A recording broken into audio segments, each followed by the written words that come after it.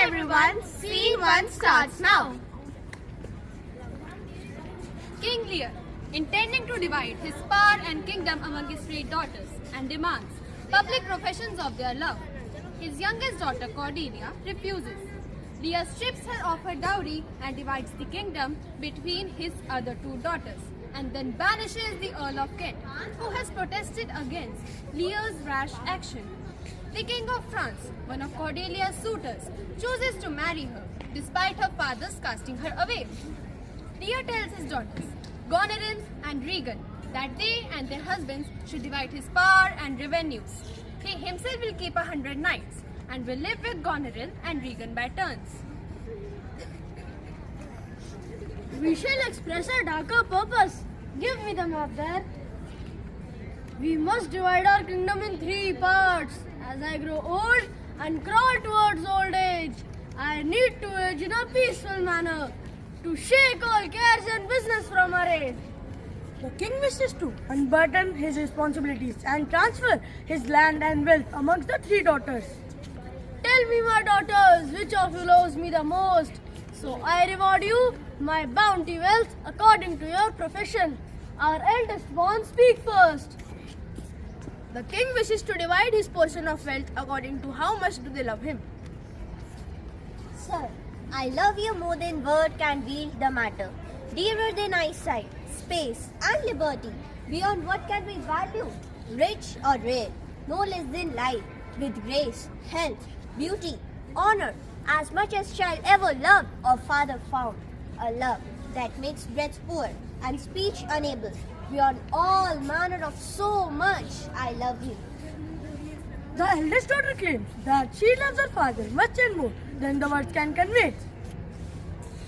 Of all these bounds, even from this land to this, with shadowy forests and with champagnes ridged, with plenteous rivers and wide-skirted meads, we make thee lady to thine, and Albany's issue be this perpetual.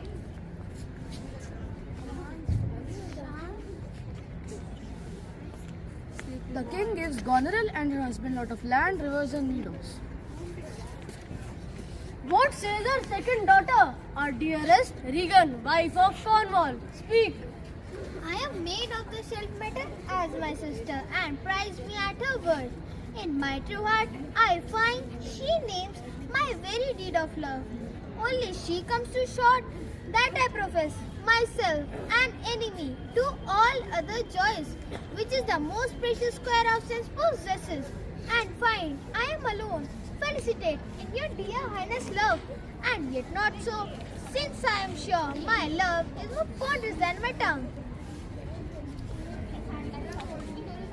Regan, the second sister, also claims to love her father in the same manner, but with a difference. No any other joy comes any close to her love for her father.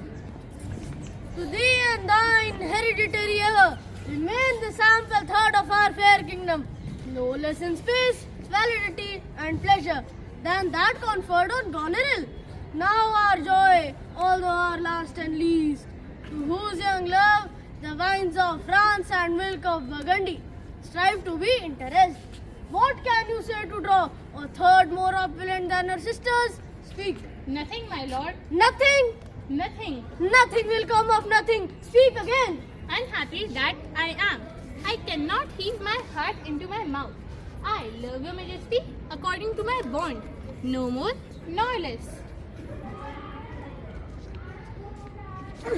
How, Cordelia, mend your speech a little, lest you may mar your fortunes.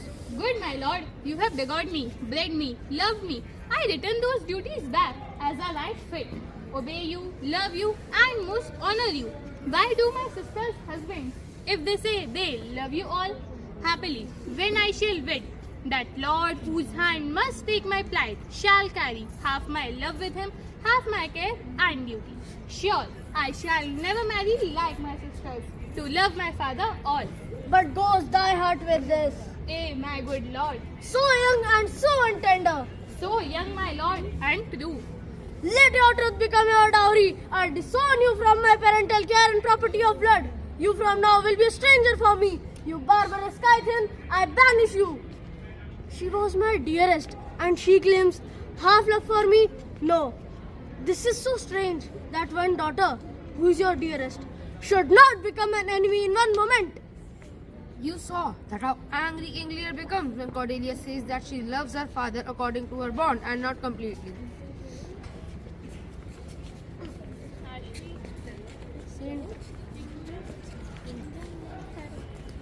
Here the scene 2 starts. Years have gone by. King Lear is now old, weak and frail. Let us see how he is doing. King Lear in a prayer position. Oh God, lift me up from this status. I am not strong and wealthy like before. My daughters behave in a rude manner since they have got everything from me. My troubles and woes they oversee. What is your father doing? Same as daily cribbing and complaining. What a thankless old man he is. Huh?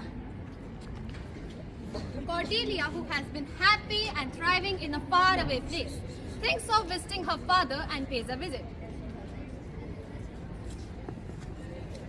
Oh dear father, how do you fare? Hope my sisters have kept you happy. Happy? They are waiting for me to die, dear daughter. They no longer love me. They only love my money and wealth. I was blind and could not see through their false pretensions. I am sorry, Cordelia, for all I did to you. Please forgive me. A pitiful status this is. Heart crushing it is, and very bad. It is absolutely wrong to treat him like this.